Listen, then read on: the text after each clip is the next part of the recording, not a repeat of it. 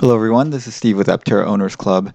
We were finally able to go down for the site visit with Aptera just a few days ago, and I am going to be putting out mostly unedited raw video from that visit over the next week or so. And then towards the end, we'll have kind of more analysis and kind of commentary on what we saw and thoughts on the visit. But I thought we would start with the thing that's probably the most interesting to everyone, which is the interview and a Q&A session with Chris Anthony.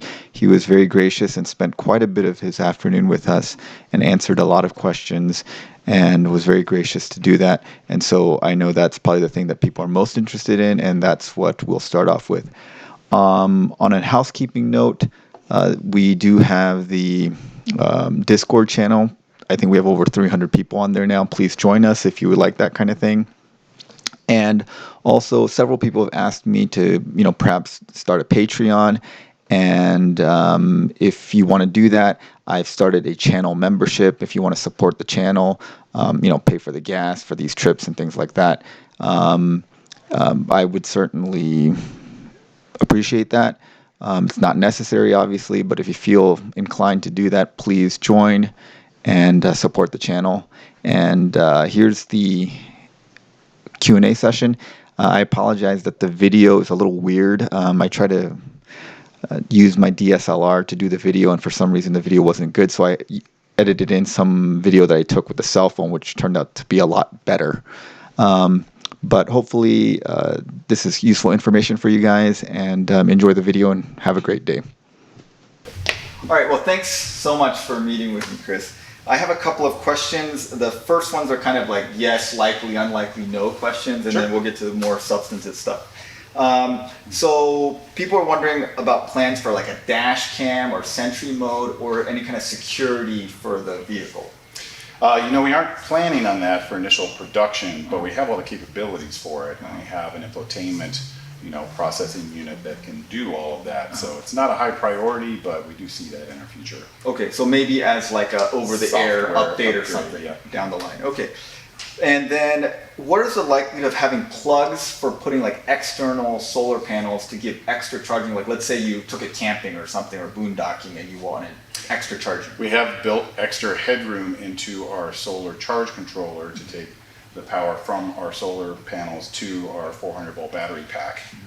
We hope that you can add on a considerable amount of panels in addition to what's on the vehicle. So maybe another kilowatt of solar that you could have, the tent option, and then have an awning off of that tent. Okay. That's another maybe 4 square meters of solar. Right. Will there be a plug? Is there a plan to have like a plug that you can plug Yeah. into? Yeah. Okay, so that is in the plan. We don't know if that's going to be like a standard, whatever they call the plug for those mobile. Yeah, panels. MC4 is Yeah, the I don't standard know plug. if it's going to be one of those standard plugs, but we'll sell adapters if it's not a standard plug. Right, If you okay. want to use somebody else's panels. Perfect. As well, probably. There was some talk about having an under trunk storage area. I think it was in the Jay Leno video. Is that still a plan? Yeah, in the beta vehicle, the tail is actually 4 inches longer. I don't know that a lot of people have picked up on that. Oh, okay. But for aerodynamic reasons, we actually stretched the vehicle 4 inches. So is the trunk a little bigger Your too? trunk is a little bigger by Okay. 4 inches, and it's deeper by 1.5 inches. Okay. So you get more depth, you get more length,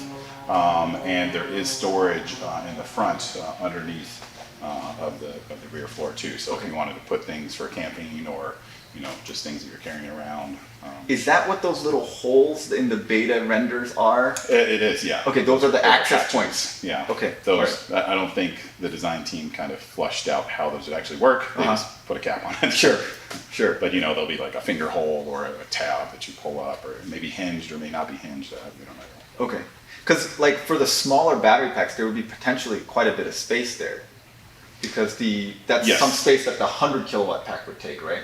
Yes. Okay. Yeah. So the main battery packs up to the 60 kilowatt are really just under your butt, and then the 100 kilowatt takes a bit of space behind your back there. Got it. A lot of people are interested in vehicle to load, like thinking of using an Aptera sort of like a mobile Tesla Yeah. Powerwall kind of thing. Is that in the plan? It definitely is. We would love for you to be able to augment your home solar with Aptera Solar and to be able to use the Aptera as kind of your power wall or backup power Okay. For your house. Unfortunately, there's no real standard out there for that yet. J1772 has the protocol to be able to do DC load back and forth, but nobody big has actually adopted that protocol yet. I see. So we're kind of still on the fence on what protocol is going to run B2G technologies where you can really use your vehicle like that. Right now, there's different things on the table. It may be a DC link to like a 48 volt backup power to your home. That's a pretty easy link, pretty easy to establish. Or it may be an AC link, which would be more difficult, then you have to invert it on the other side. Right. So I wish somebody would just pick a standard and run with it, but now, you know, hopefully this kind of EV work truck revolution that we're going through now will put more emphasis on that, because, you know, when you're rolling around with a truck that's a 250 kilowatt hour battery pack, you know, you'd love to be able to use that battery pack to power your home for 2 weeks or whatever that would power your home for. So hopefully, you know, like the Ford Lightning pickup trucks of the world will start to really establish those standards, and we can just piggyback on those guys. How about like just like an inverter with like a standard plug? Yeah, to plug into the vehicle, that's easy. We'll probably sell that as an option. We haven't picked that yet. But just taking, you know, off of the, we have 1.5 kilowatt DC to DC, so you can always pull off the 12 volt bus, whatever you want, and convert it to, you know, 110 power. That's like what those pickup trucks do. To get most of that 110 power. Going from high voltage to AC is a little different, a little trickier to get a 220 volt or 110 volt, you know, with more circuits. But we aren't really planning for this to be a work vehicle. Like you're not powering a construction site. But we would really like for the battery pack to be useful to augment the grid. You know, this is really kind of the first grid independent vehicle, a vehicle that could last for all your transportation needs but never need to plug in. So it'd be great if it was actually grid negative, where it's actually putting more power back on the grid than it ever takes from the grid. So, you know, that certainly is, you know, our aspiration. And, you know, California has an all electric vehicle sales mandate by 2035. Washington has an all electric vehicle sales mandate by 2030. But the legislators have no concept of how that's going to actually impact the grid. Like the grid in California is not ready for all electric vehicle sales in California. Not even close. So vehicles like ours, if we could be kind of grid negative and actually put more back to the grid, I think that'd be a really compelling story for California to be like, those are the kind of vehicles that we need on the road. Not big electric pickup trucks, electric SUVs that use 600 watt hours per mile. We need 100 watt hours per mile that actually can put power back on the grid in addition to your transportation needs. So. Perfect. Heated and cooled seats. Heated and cooled seats are great for efficiency, because if you cool the body, it's actually more efficient. Unfortunately, cooled seats are really freaking complex. So the heated seats are relatively easy. We've been talking about it actually now. We think that'll be a very early option. We think that cooled seats will eventually be an option, but unfortunately our current seat plan does not allow for cooled seats. It's just heated seats. Putting ventilation in the seats and then some kind of Peltier cooler to actually cool the air that's hitting your back. It's become a challenge. There's people out there that do it, and we've been working on it, and it's one of the first things I brought up. Like, wow, we got to heat and cool the seats, because then we can make our HVAC smaller, and the HVAC could weigh 35 pounds. If we could limit that HVAC to 20 pounds, that's 15 pounds. That's a 0.5% more range that we could get. So you could get 50 miles more range if you could reduce that weight out of the HVAC system. So I've always been a proponent of heating and cooled seats. It's a technical challenge for sure. Some EVs still require a legacy 12 volt battery to run like the electrical components of the car, because they're just used to that. Is Aptera going to have that? Sadly, I would love for Aptera to never need a 12 volt bus, but it will. There's still too many. There's going to be a separate 12 volt battery for that. Yes, it won't be a heavy lead acid battery. It'll be a lithium, ion battery. It'll be charged by a DC to DC converter. But yeah, there's just too many off-the-shelf automotive components that run on 12 volts that we just can't get away from. The industry does seem to be pushing more towards 24 and 48 volts, but I think it's going to take another decade to get there. So. All right. So when we talked about the wrap on the Aptera, that was very polarizing to a lot of people. Have there been any developments about wrapping versus not wrapping, pigmenting the composite and leaving it naked? I had a boat company. We built really fancy wakeboard boats with the same resin fusion technology that's gone into this. And I would say probably half of our boats were wrapped. And people were happy with their wrapped boats. They could make them in different styles and colors, and every few years change the wrap to a new color that they liked. So I think there's a lot of benefits to the wraps, and I think 3M makes a really quality wrap that there's no reason to think wouldn't last for many years on the Aptera.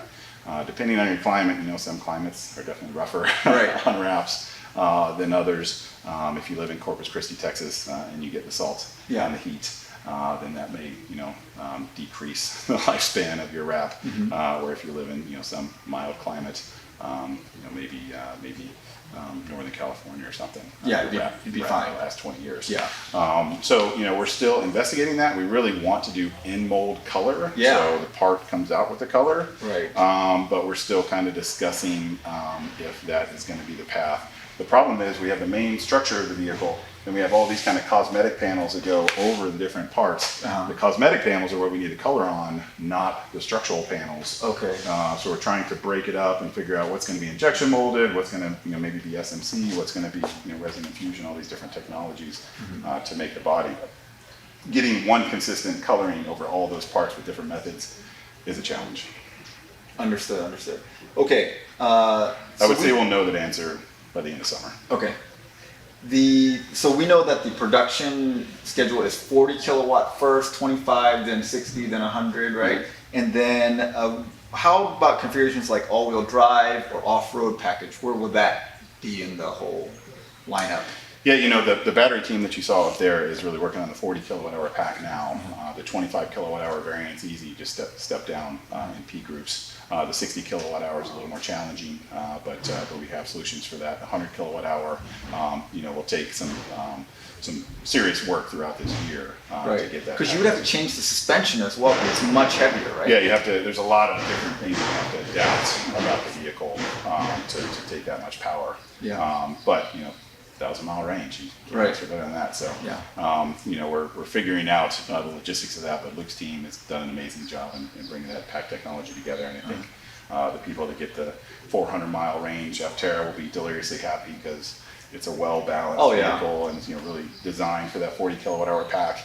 The 600 is a little heavier, and the 1,000 mile range it's a monster. So it's a different kind of vehicle. I chose the 400-mile range because I think it's the best bang for your buck. So did I. And it's got a decent amount of range, and because you can charge so much quicker at kind of DC fast charge stations, why have the extra range? You can imagine a world where we're using Tesla's DC fast charge that's 1,500 miles an hour worth of charging, so you can literally stop for a 15-minute restroom break and have 300-400 miles back in your vehicle.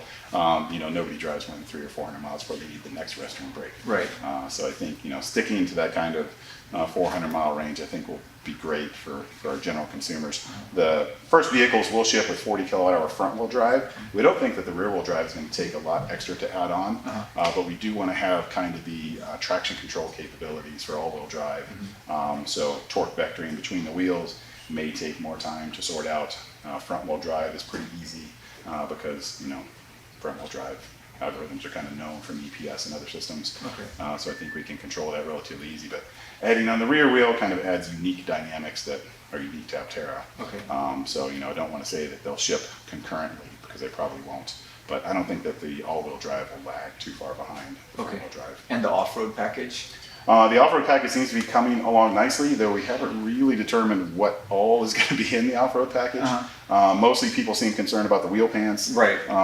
Getting the wheel pants up a little higher. But after our team has worked on it for a few months now, it really seems to be more about the ingress and egress angles. So, chopping this angle off to the wheel and chopping that angle off back there. Okay. And if you can do that effectively, then you have an off-road capable vehicle.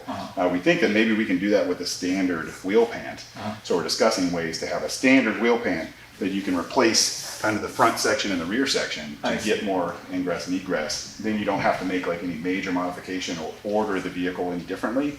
You just order the standard vehicle, and then we sell you, the off-road kit, which is really cheap to just replace those panels to get you more ingress and egress. Okay. And then you can always turn it same back. deal with the rear. Yeah. So then you can turn it back into a not off-road vehicle too. Okay. So obviously you'll suffer aerodynamically with those off-road changes. So if you want to turn it back to an on-road, Aptera, you just put those pieces back on. Which I think is a pretty cool idea. Okay. Also, so there've been a lot of EV makers lately. Faraday Future, Fisker, all these, and they all have like really nice ideas and great looking concepts and prototypes, but very few of them actually made it to production. What do you think the barriers are, and why is Aptera better able to make it to production, do you think? Yeah, we think it's amazing that so many technologies are coming to the forefront now in the EV world. Luxury super fast sedans and EV utility vehicles, and even smaller vehicles to kind of runabout vehicles, which are pretty cool. But I think Aptera is fundamentally different because we looked at the manufacturing process and the design of the vehicle and how it's built for manufacturability from the beginning. Steve and I have both had companies where we've had amazing ideas, and then you go to scale that idea into high volume production. You're like, oh shit, now we're going to redesign the product to make it more manufacturable because we want to build hundreds of thousands of them. Right. So when Steve and I restarted Aptera, we immediately reached out to Sandy Monroe in Detroit. He runs Monroe and Associates. They're lean manufacturing experts. They've helped all kinds of companies lean out their manufacturing and increase their quality, decrease their cost. So I think it was perfect for us to engage. Really, when this design, and this was designed 18 months ago, we brought them in when we were conceiving of this idea and said, tell us where the pitfalls are. Tell us where we're kind of boxing ourselves in, because this is going to be really difficult to build. And they really helped us kind of refine the alpha design into the beta design, the green vehicle. And then now we're on to the gamma design, which is really blending with our production design because everything's so close in terms of production content, production part content. But I think having that kind of vision for, don't just design something cool and then get a bunch of orders and then figure out how to make it manufacturable after the fact, but design it from inception to be a brutally manufacturable vehicle. That's why we have a composite structure that's 4 parts. It's just that simple. I think that's what kind of Tesla aspires to with the Gigafactory. Right. They're trying to make these huge presses so they can make aluminum parts that are huge, so they can decrease the part count of their vehicles. I mean, steel vehicles have hundreds of metal parts. They all have to be robotically positioned and tab welded together. And it's huge capitalization to do that. Every time you stamp a part, that die to stamp that part is hugely expensive. So if you can reduce the part count to just 4 body parts, I mean, that just simplifies everybody's world. So we have 4 main structural body parts, and the whole vehicle as an assembly is only 6 main parts. Okay. You've got a front suspension, you've got a rear suspension, you've got a body, you've got a battery pack, you've got interior, and you've got closures. Those 6 parts is what needs to come to our assembly plant and basically get bolted together. And I think because we've designed everything as sub-assemblies, it just makes our view to high volume manufacturing so much clearer. Okay. And I had a boat company, we built thousands and thousands of boats, and the process to build something big with a big bill of materials, if you don't kind of break it down by subsystem, gets very cumbersome. Okay. We had a very big plant with lots and lots of people, so to now kind of focus more on an automotive style manufacturer, I think is going to pay big dividends for Aptera. We think all these other companies out there in the EV space are going to do well. There's plenty of space out there for all kinds of different electric vehicles. We're focused on efficiency and solar power, and I think we've got kind of a great niche for what we're trying to do. But I would say too, looking at the industry broadly, every other company that's jumped in the industry or has a product in the industry, they kind of start with a minimum viable product or a vehicle segment that they want to go after. We want to make an EV pickup truck, we want to make an EV crossover, we want to make a luxury sedan, that sort of stuff. And then they design a product for that and attack that vertical. Aptera is not that. Aptera is the solution to the math equation for what is vehicle efficiency. And if you look at that equation, you go, oh shit, you're losing so much energy at highway speeds because of aerodynamics. If you're driving a brick down the road, you're just blowing power. Like, make the vehicle aerodynamic. Like, that's the first thing you do if you're trying to make an efficient vehicle. Then, oh shit, rolling resistance, that's a whole nother huge loss. These heavy, 6,000-7,000 pound EVs, oh my gosh, the new, one of the new electric SUVs is 9,000 pounds. Yeah, the Hummer. The battery pack on that weighs more than the whole Aptera. Like, it's just crazy to think. If you're making an efficient vehicle, you've got to make it super lightweight, and then have a really efficient powertrain. And if you make something that then burns 100 watt hours per mile, like, oh shit, solar power. Like, now 700 watts of solar power, could do amazing things. But you try to slap 700 watts of solar power on an electric SUV that weighs 9,000 pounds. You get 2 miles. Nothing. It's going to power your radio. Yeah. So, I think we have a really interesting inception for the company that I don't think any other companies have really started that way. And I think that our supporters kind of see that we're not trying to sell them on a particular vehicle segment or kind of a new type of sedan that's been refaced as an electric sedan or SUV that's been refaced and has an electric powertrain but it's still an SUV. Right. I mean we're thinking about how do we make the world a more efficient place. Right. And we think this is the start of that solution. Oh yeah. And we think vehicles that are concentrating on aerodynamics, lightweight, solar power can also be extensible to four-wheel vehicles, delivery vehicles, all sorts of other vehicles in the world. And this is kind of our halo vehicle, and we'll start here, and then we'll take over the world from there. Awesome, awesome. Okay, last question. So of the 3 vehicles that have made it to production, Rivian, Lucid, and Arcimoto, they've had some difficulties making it to volume production. Are there some lessons that you've learned from their problems that you think you will be able to get to volume better? One of them certainly is supply chain is a bitch. And with COVID, it's definitely even more so true. Yeah. That, supply chain has just gone crazy through COVID. Yeah. But I think we've been, signing some amazing deals over the last few months. Okay. And really aligning strategics that love our vision. They want to be part of this because they're like, efficient, solar powered, electric vehicles. Like I want to be part of that. I'm a big company, in the automotive supply chain. I want to be part of what you're doing. So I think, hopefully we'll have an easier time.